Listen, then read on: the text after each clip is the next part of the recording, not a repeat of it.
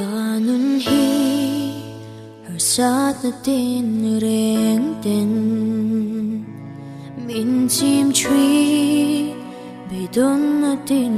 reng ten mang anga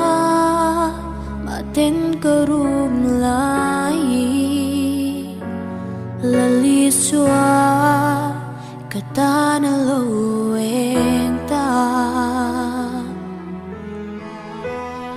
o tuna damna kim ka muta azara cham chang kalo ni ta rin omi amma ka fa to lom chungi arong ko bol jela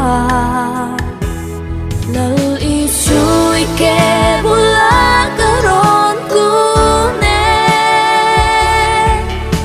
kaswal na song tu pa karon cho ye nangin min lâu kai la min hum him la itne na min sol tiro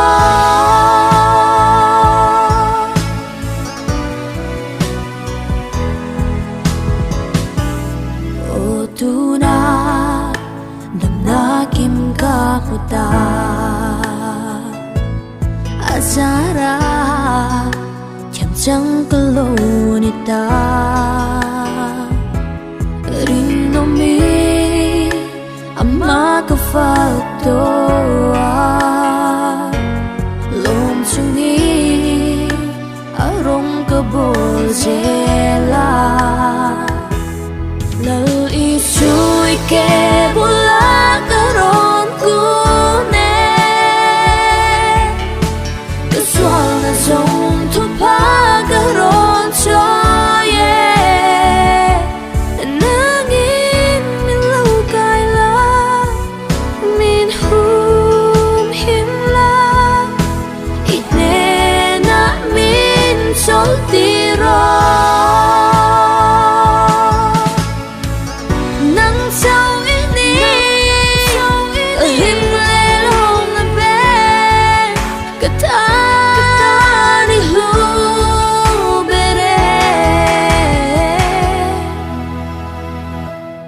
lal isui ke